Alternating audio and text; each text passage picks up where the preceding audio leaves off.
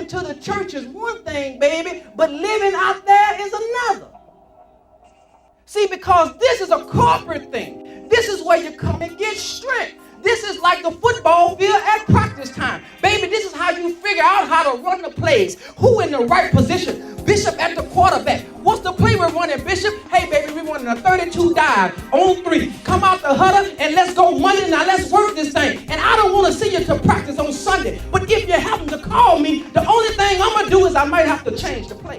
That Place Church welcomes you to the That Word television broadcast with Pastor Sheldon Johnson Sr. No need to look any further because you're in tune to That Word.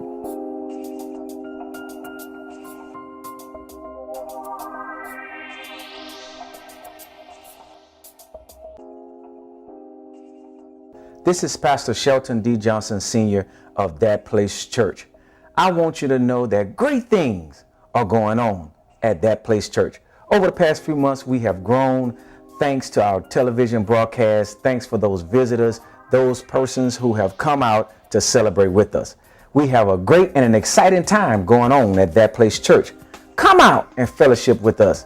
8 a.m. Sundays, 7 p.m. on Wednesdays, 7301 Dwyer Road. Call me at 504-940-4468. If I don't answer, leave me a voice message and I'll surely return your call. But in this season, the vision is before us. Habakkuk 2 says, write the vision and make it plain. And truly, we have written the vision. Come out and celebrate with us as we go forth and have a clear mandate of the vision that God has given us. Be blessed.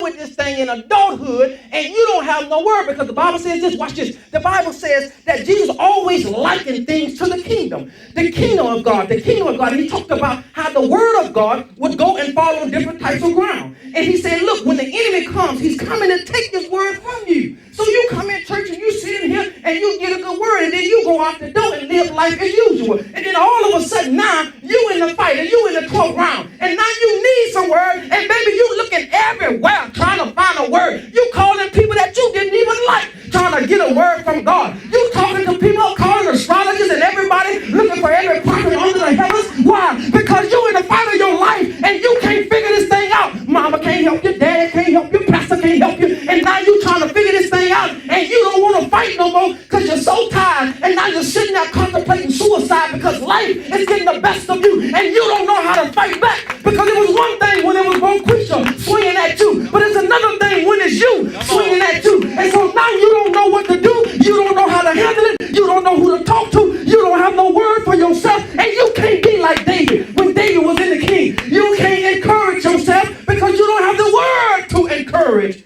yourself. And so now you are all tossed up, all in disarray because first of all, you don't want to even recognize that you have issues. You don't want to say to yourself, listen here, I got some things I need to deal with. Now let me help you out real quick. You know, psychologically, you got to understand how this life works. See, I could talk to you probably at about 60 words a minute, okay? But you could probably say to yourself about 3,000 words a second. We are the product, listen to me now, we are a product of what we believe. What we believe is convinced based on what we hear. That's why you got to be careful what you listen to. So now then, I can preach to high heavens. You only can take 60 words a minute from me, but you can say 3,000 a second to yourself. Proven fact, you would have to hear this message by me preached to you at least 7 times before you retain 63%. So how much are you going to retain after one time of hearing this one message? At best, you could walk away as 10 or 15%. See, here's why coming to the church is one thing, baby, but living out there is another. See, because this is a corporate thing.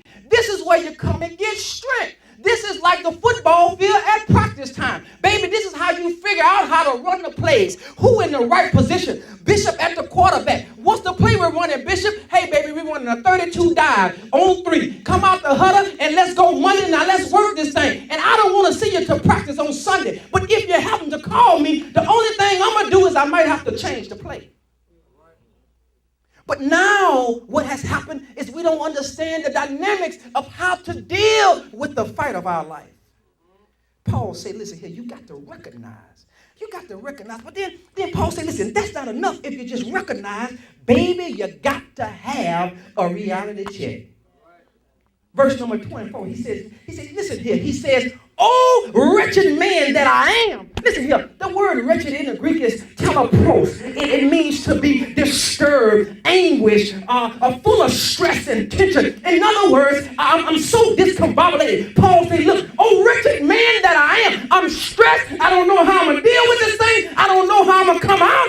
Oh, wretched man that I am. What? Who going to deliver me from this body of sin and death? Right now, Paul is saying, look, I'm looking for anybody that can help me. It don't matter if it's my enemy. It doesn't matter what color they are. It doesn't matter their age. I just want anybody that's willing to help me, baby. So Paul said, look, you got to have a reality check with yourself. You got to tell yourself, baby, right now I'm in distress. I need help. I need to get myself together. I need to deal with me. I can't deal with you until I can deal with me. Listen here, Bishop. I told my church today, see, we really don't understand what marriage takes. See, the Greek word marriage, it's translated gem, like a diamond, like a birthstone. And a birthstone comes from the fusion of materials. In other words, it's the pressure that produces the birthstone, or the pressure that produces the gem. So when you got two different type of materials from two walks of life that's dealing with their own idiosyncrasies of their own mind and their childhood, and now you're asking them from two different walks of life to fuse their lives together, to bind their lives together. And so what happens is this, is that the fusion process is pushing some things in and it's pushing some things out. So what happens is the best marriage is the worst marriage. See, I know they told you that, you know, the 25 years and all that was great. No, baby, they didn't tell you the truth. And they only going to give you what's on the surface because nobody going to make themselves look like a fool. But the truth be told, baby, the best marriage is the one that been dragged through the mud, that went to the mountain high and the valley low. The one when they say, look here, I'm leaving and you can stay. And she say, no, you ain't got to leave. I already got my bags packed. Why? Because I know that it's time for me to go. Those are the marriages that can stand before you and tell you, look here, baby. See, we don't understand. See, you got to define words. You got to define words. There's a difference between commitment and faithfulness. It's a difference. See, because commitment is I ain't going to never leave you. Faithfulness is I ain't going to never cheat on you. Two different things. And if you don't know that, now you get caught up between the two. Because marriage is not based on faithfulness alone. The priority of marriage is what? Commitment. That's why Jesus said what? He didn't say, I'll never be unfaithful to you. He said what? I'll never leave you nor forsake you. Because there are times, if the truth be told, when we all felt like God was being unfaithful to us. Now, reality tells us he was there even when we could not see him. Even when we didn't think he was there, he was there. But the reality of it all is that he's committed to us. You got to understand how this word works and the psychology of this word, how we have to take this word and govern our behaviors, take the philosophy and use it to govern our belief system. But he says, look, I'm going to deal with the recognition, and then I want you to deal with the reality of your situation. See, because next thing you got to do is you got to know that you got a redeemer.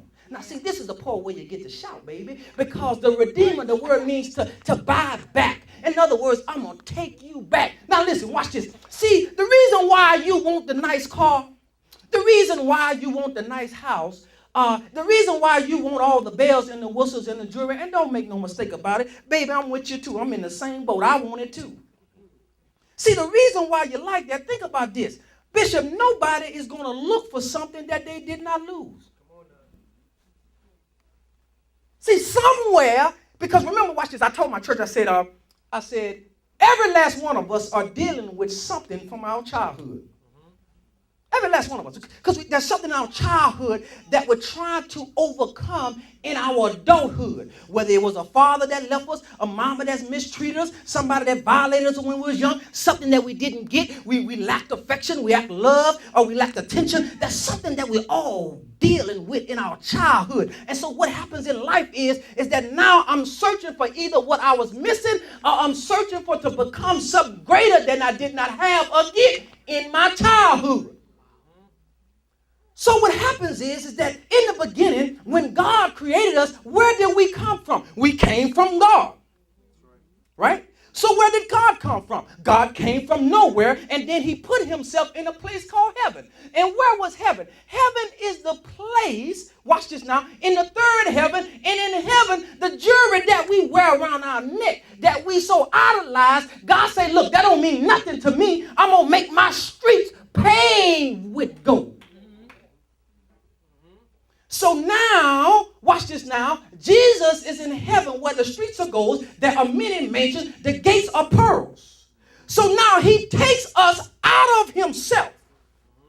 Then he puts us into Adam, and then he puts a body on Adam, and then after he orchestrates Adam, he creates this woman, and then he looks at Adam, watch this now, because when he says to the Trinity, he said, let us make who? Excuse me, baby. Let us make man.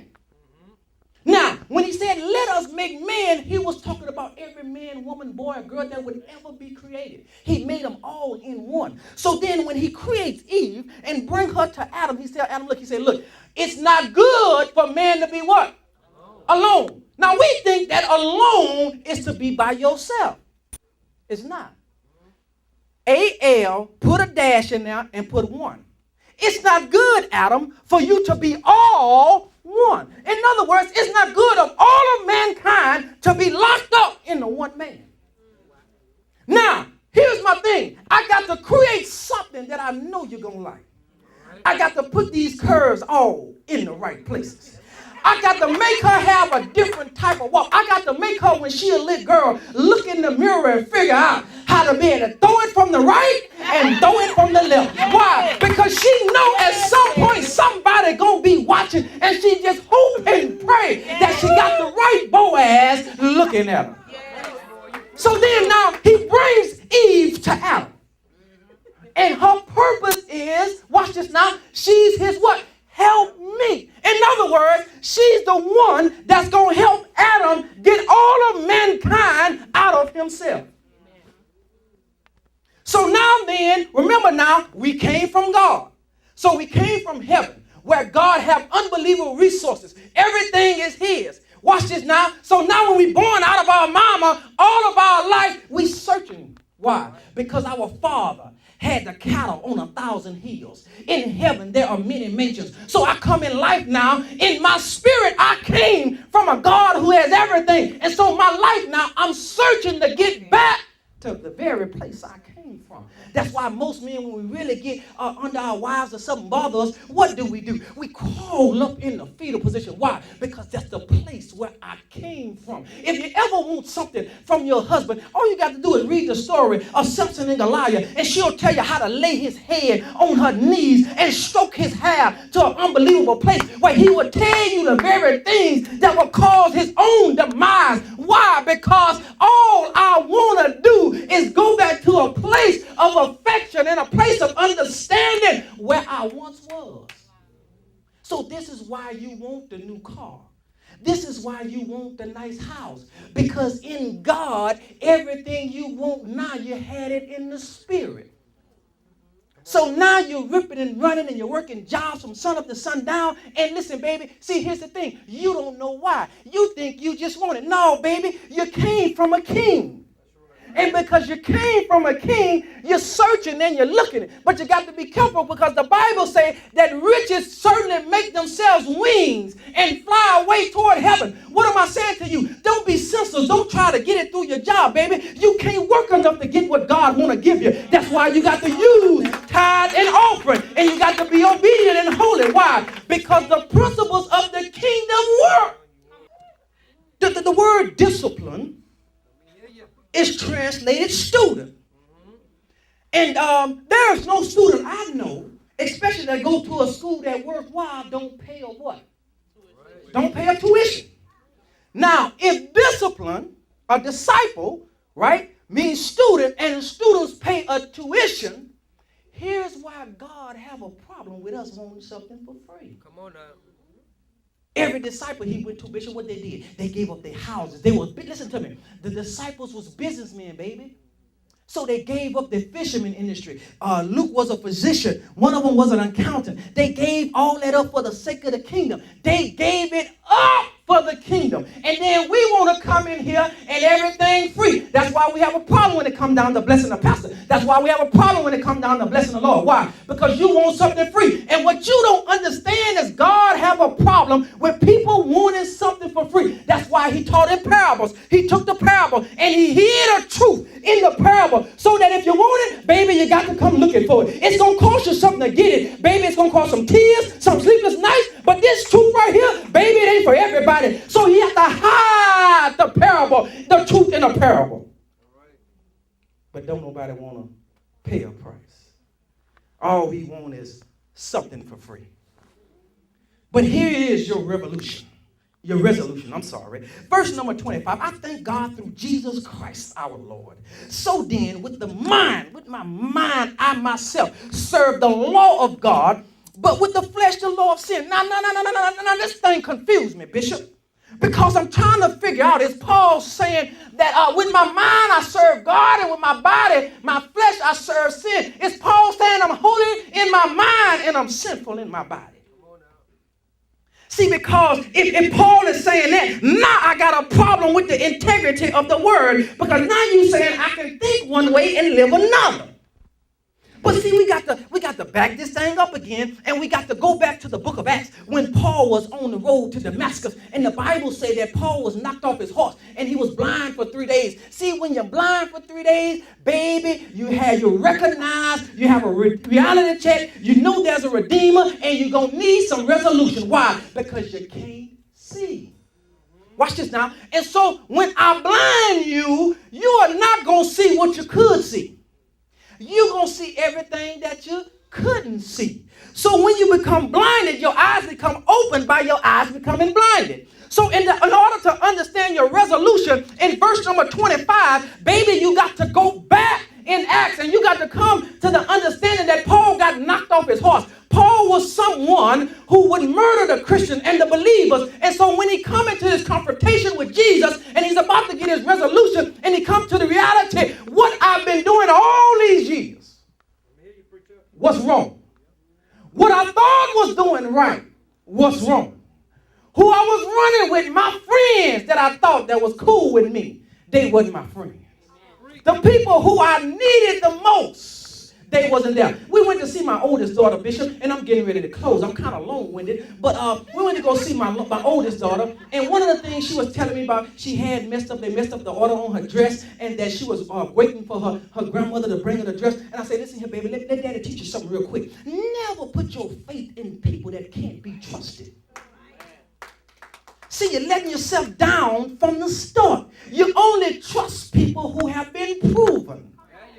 See, if I haven't tested you with $5, see, this is why we don't have as many millionaires as in church as we think we are. See, if you can't work $5, well, I'm going to trust you with $50.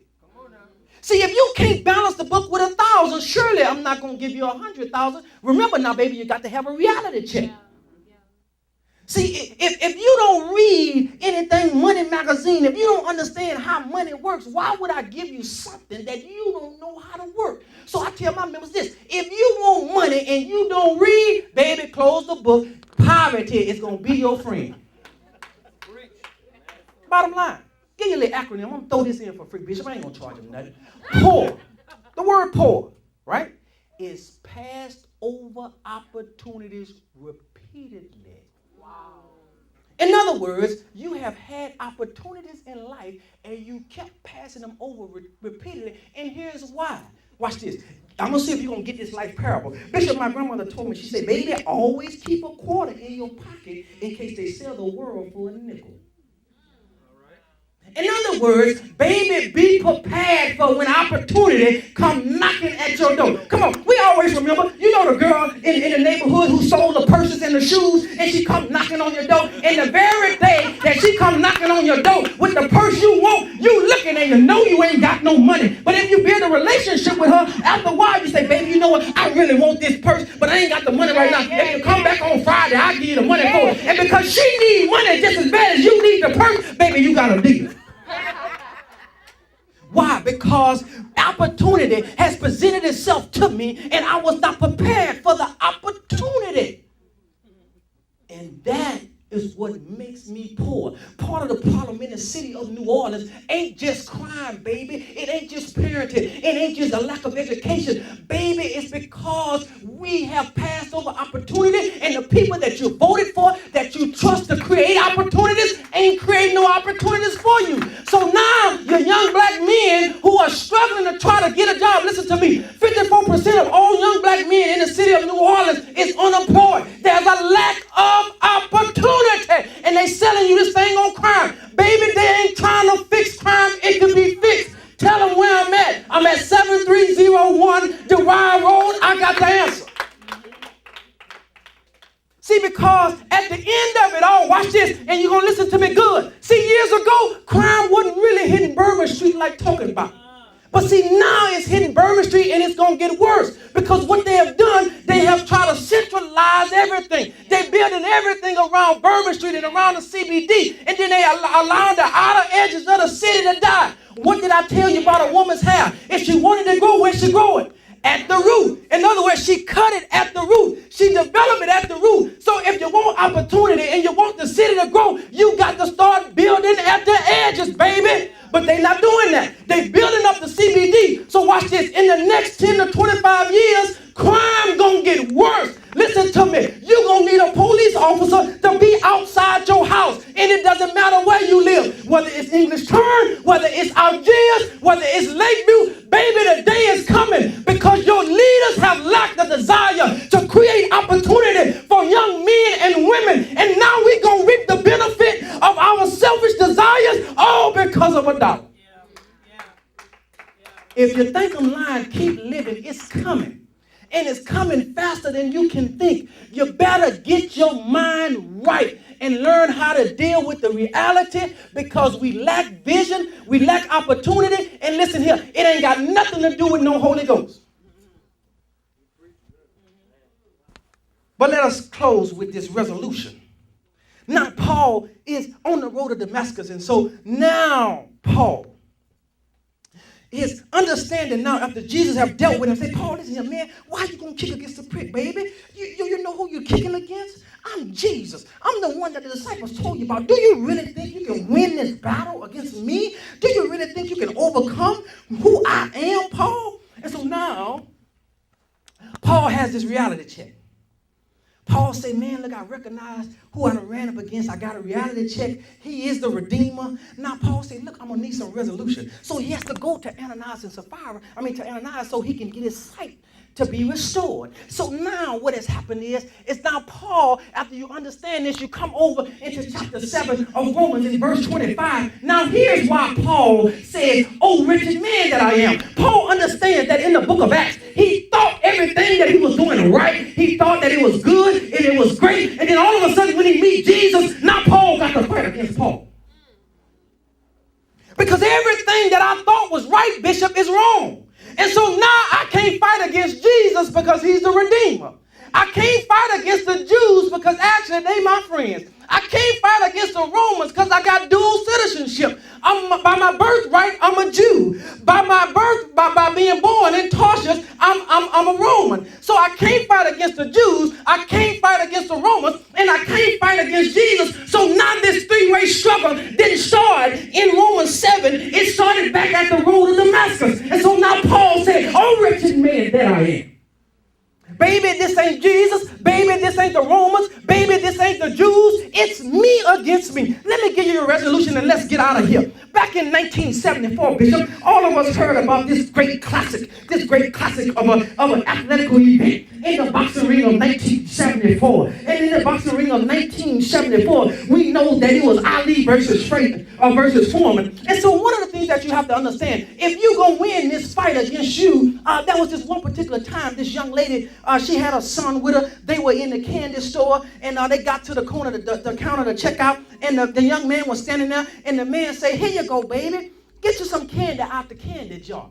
And he stood down, and his mama said, "Go ahead, it's okay if you get some candy."